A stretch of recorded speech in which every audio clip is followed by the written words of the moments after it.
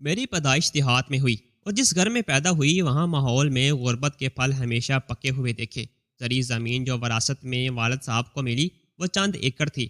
ہم 7 بہن بھائی تھے جن میں مجھے ملا کر کل 3 بہنیں اور 4 بھائی تھے۔ غربت نے ذہن کو بھی مفلوج کیا اور شعور کے شہر سے بھی بہت دور جا بسے تھے۔ ماں کے بارے میں اگر یہ کہوں کہ ایک اللہ لوک تھی تو بے جا نہ ہوگا۔ محرومیوں کا بوجھ ہمیشہ جسمانی مار پیٹ کی صورت میں جھیلا، لیکن نہ انہوں نے کبھی والد سے لڑی اور نہ گھر چھوڑنے کی دھمکی دی۔ حالانکہ میکا چند گھر چھوڑ کر تھا، کبھی ماموں اس دکھ کو محسوس کرتے اور والد صاحب پر غصہ ہوتے تو وہ ایک ہی بات بولتے کہ سامنے بیٹھی ہے، پوچھو اگر میں ظلم کرتا ہوں۔ چھوٹی موٹی باتیں تو ہر گھر میں ہوتی ہیں۔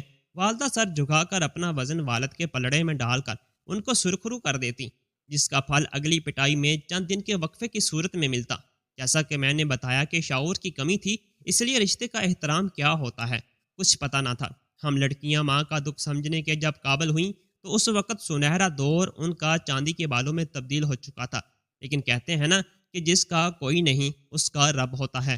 ایک روز ابا گھر پر حقے کے کش لگا رہے تھے کہ بڑا بھائی جو اب کاشتکاری کرتا تھا بڑے غصے سے اندر آیا۔ خلاف توقع گھر دیکھ کر ابا نے پوچھا کہ اس وقت کیسے آنا ہوا۔ ماں سہم گئی اور کہنے لگی کہ کھانا لیٹ ہو گیا ہے، آج ٹانگ میں شدید درد تھا، سوچا تھا کہ اسکول سے چھوٹا آ جائے گا تو اس کے ہاتھ پھنچوا دوں گی۔ بھائی نے وہاں سے ہی جوتی کا نشانہ لگایا جو ماں کی پلی میں جا لگا۔ ماں درد سے کراہ اٹھی۔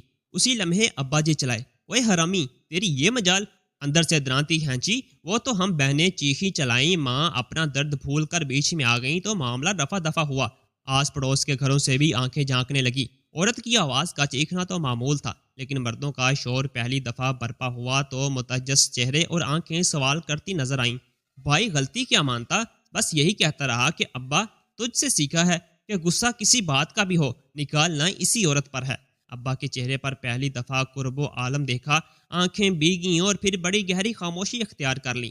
جیسے تیسے بھی، لیکن 8ویں تک سکول میں نے پڑھ لیا تھا۔ ایک خالہ شہر بیاہی گئی تھی، شکل کی چاند اور سیرت کی دیوی تھی، مجھ سے خاص محبت رکھتی تھی۔ مجھے شہر ساتھ لے گئی، شہر میں 2 سال رہی۔ خالہ کے بچے سکول جاتے اور میں سلائی کڑھائی سیکھتی۔ ایک دن خالہ نے کہا کہ میری بچی تو پڑھ لے، دماغ تیرا تیز ہے، گاؤں کے قریب ہی میٹرک تک سکول ہو گیا ہے، اس کے بعد میرے پاس آ جانا، میری بیٹی کے ساتھ کالج چلی جانا۔ اتنی سمجھ مجھ میں آ گئی تھی کہ پڑھنے لکھنے سے ممکن ہے کہ رشتہ اچھا میسر آ جائے، کیونکہ میں اپنی ماں جیسی زندگی نہیں گزارنا چاہتی تھی۔ بس اس نصیحت کو دل میں بٹھا لیا۔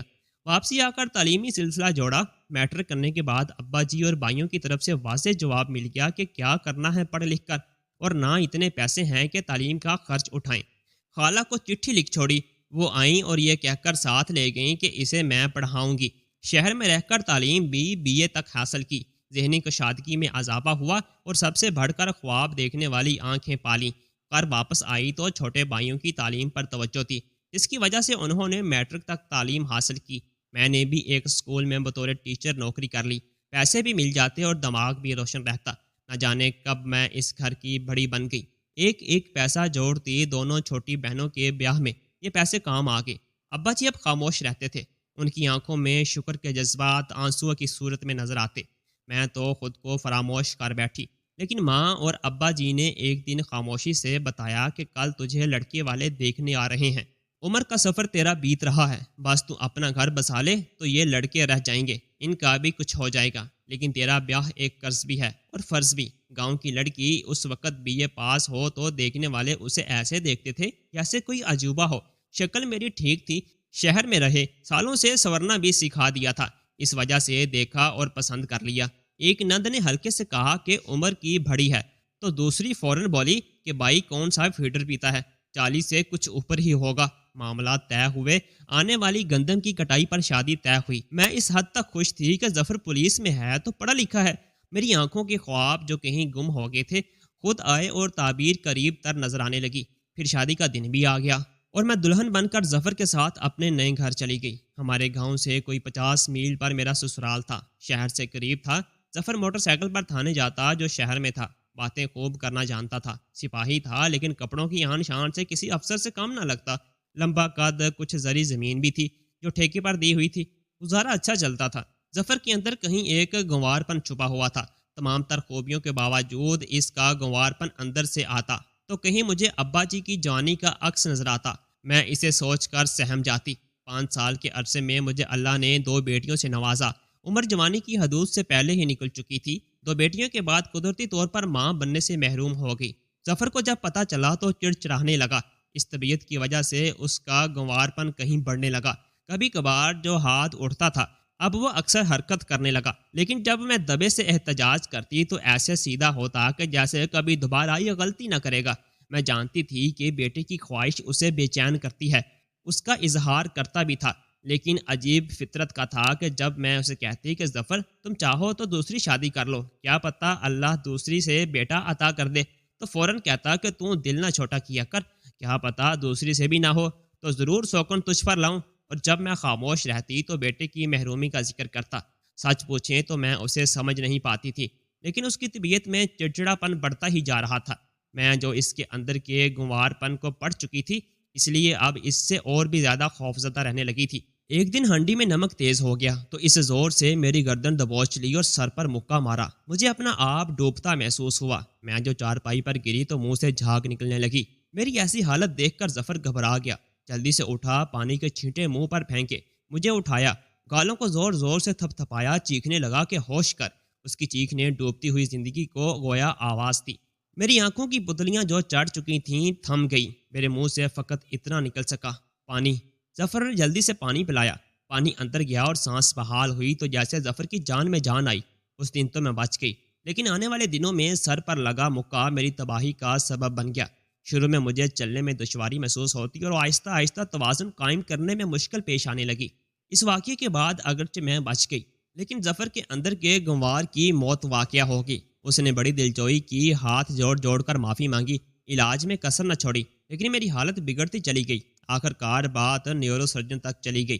سی ٹی اسکین کروائے تو وجہ پتہ لگی کہ حرام مغز پر لگی چوٹ سے ذہن اور جسم کے باہمی رابطے کا نظام کمزور ہو چکا ہے، اور آنے والے دنوں میں یہ مکمل ناکارہ ہو سکتا ہے، جس سے جسم مکمل بے حس ہو جائے گا۔ اس دن ظفر نے گھر آ کر پیر پکڑ کر معافی مانگی، تڑپا، رویا، چلایا، لیکن یہ سب بے سود تھا۔ میں معذور ہو کر چارپائی پر پڑ گئی۔ بچیاں چھوٹی تھی، کیسے سنبھالتی؟ میری ماں اپنی بوڑھی ہڈیوں کا بوجھ اٹھائے مجھے سنبھالنے آ گئی۔ سال بھر گزرا تو ایک دن ابا جی میرا حال معلوم کرنے آئے۔ ہم تینوں نے ایک فیصلہ کیا۔ رات کو جب ظفر ڈیوٹی سے واپس آیا تو ابا جی نے اسے کہا کہ ظفر، ہم نے فیصلہ کیا ہے کہ تو دوسری شادی کر لے، اسے ہم اپنے گھر لے جائیں گے۔ میری گھر والی کب تک یہاں بیٹھی رہے گی؟ بچیاں بہت چھوٹی ہیں، تو شادی کر کے دوسری عورت لیا، تجھے اور ان بچیوں کو سنبھال لے، اور اس کو جو میرے گھر میں بہویں ہیں وہ مل جل کر سنبھال لیں گی۔ ظفر نے کچھ تعمیل کے بعد حامی بھر لی۔ ایک رخصت ہو کر آئی اور دوسری رخصت ہو کر چلی گئی۔ ہوٹل بجاتی ایمبولینس میں مجھے اس گھر میں منتقل کیا گیا جہاں سے کبھی میں کار میں رخصت ہو کر ظفر کے گھر گئی تھی۔ زندگی باقتی تھی، لیکن میرے لیے رنگنی لگی۔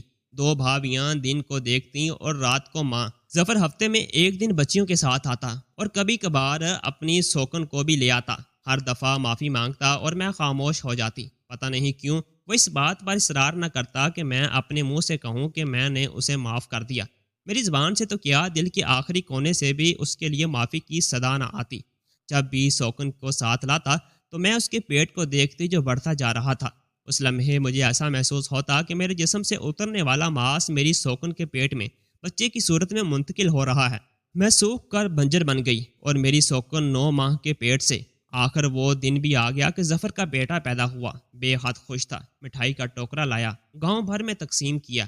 اس دن مجھے یقین ہو گیا کہ یہ میرا بیٹا میرے گوشت سے، جو میرے بدن کو چھوڑ چکا ہے، اس سے بنا ہے۔ شیلا پورا ہوا تو ظفر سوکن اور بچے کے ساتھ مجھے ملنے آیا۔ سوکن نے بچہ میرے اوپر لٹا کر کہا کہ یہ ہمارا نہیں تیرا ہے، اور میرا یقین کامل ہو گیا ہے کہ اس کا بدن میرے گوشت سے بنا ہے۔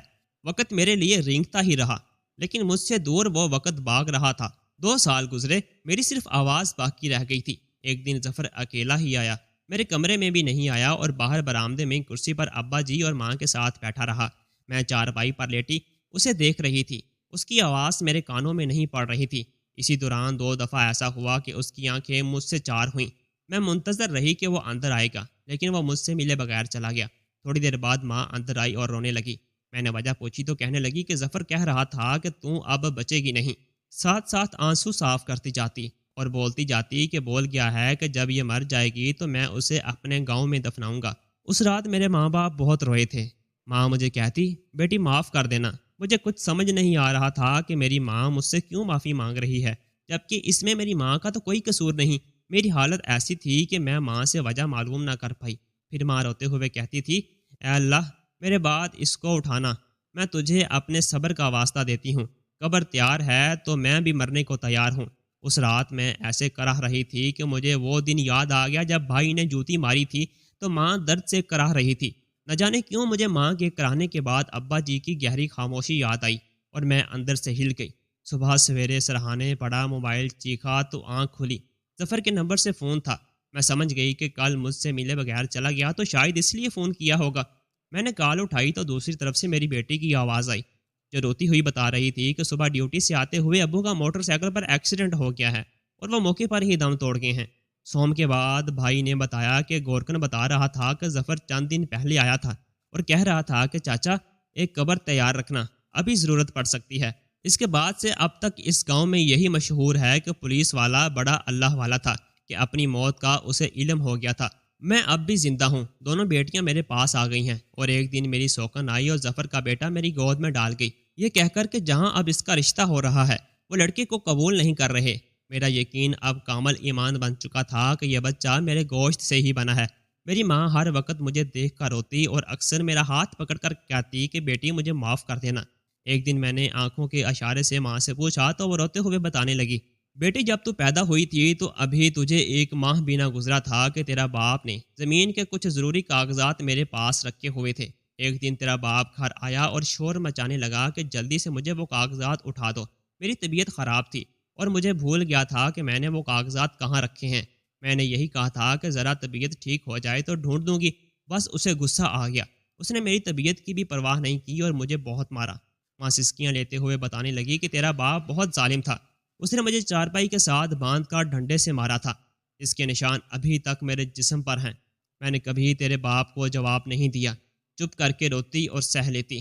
بس اس دن تو تمہارے باپ نے حد کر دی تھی۔ روتے ہوئے میرے منہ سے نکل گیا کہ جیسا تم میرے ساتھ کرتی ہو، اللہ کرے کل تمہاری بیٹی کے ساتھ بھی ویسا ہی ہو، تب تمہیں اپنی بیٹی کا دکھ دیکھ کر احساس ہوگا کہ کسی کی بیٹی کے ساتھ کیسے ظلم کرتے ہیں۔ بیٹی مجھے معاف کر دینا، مجھے نہیں معلوم تھا کہ تمہارے باپ کے کیے کی سزا آج تمہیں ملے گی۔ میری آنکھوں سے آنسو تیزی سے بہہ رہے تھے اور میں اپنے باپ کی طرف دیکھ رہی تھی جو اب پاگل ہو چکا تھا۔ وہ اپنا ذہنی توازن کھو بیٹھا تھا، خود کو دیواروں کے ساتھ ٹکرے مارتا تھا۔ بھائیوں نے اسے زنجیروں کے ساتھ باندھا ہوا تھا۔ بس اتنا پیغام دینا چاہتی ہوں، خدا کے لیے اپنی ہم سفر پر ظلم مت کریں، ان سے پیار کریں، یہ بھی تو کسی کی بیٹیاں ہوتی ہیں۔ کوئی غلطی بھی ہو جائے تو خدا کے لیے درگزر کریں، ہمیشہ ہم سفر سے محبت کریں، اور اس سے پہلے کہ کل کو آپ کے کیے ظلم کی سزا آپ کی بیٹی کو ملے اور وہ درد آپ برداشت نہ کر پائیں، اس سے پہلے ہی سدھر جائیں۔ دوستو، کہانی اچھی لگی ہو تو سبسکرائب لازمی کریں۔ اللہ حافظ۔